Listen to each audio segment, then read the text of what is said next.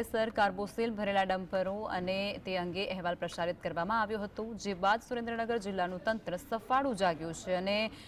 SOG police દ્વારા સાયલાના highway પાસે checking હાથ ધરવામાં આવ્યું હતું, જેમાં હાઈવે પરથી ખનીજ ચોરીના 7 ડમ્પરો ઝડપી લેવામાં આવ્યા છે। સુરેન્દ્રનગર જિલ્લાની અંદર જે ખનીજ માફિયાઓ છે તે બેફામ બન્યા છે, ત્યારે જીએસટીવી અહેવાલ ખનીજ માફિયાઓ વિરુદ્ધ છે તે પ્રસારિત કર્યો હતો, જેને લઈ અને સુરેન્દ્રનગર જે પોલીસ છે તે એક્શનમાં આવી હતી અને એક્શનમાં આવીને જે એસઓજીની ટીમ છે તેના દ્વારા 7 જેટલા કાર્બોસેલ ભરેલા જે ડમ્પરો છે તેને ઝડપી પાડવામાં આવ્યા હતા અને 7 ડમ્પરો પર જે હાલ છે તે 207 મુજબની જે છે તે કાર્યવાહી કરવામાં આવી છે। ત્યારે હાલ એક સવાલ જીએસટીવી દ્વારા ઉઠાવવામાં આવી રહ્યો છે કે માત્ર 207 દ્વારા જ આ ડમ્પરો પર કાર્યવાહી કરવામાં આવશે કે કેમ, કે અગાઉ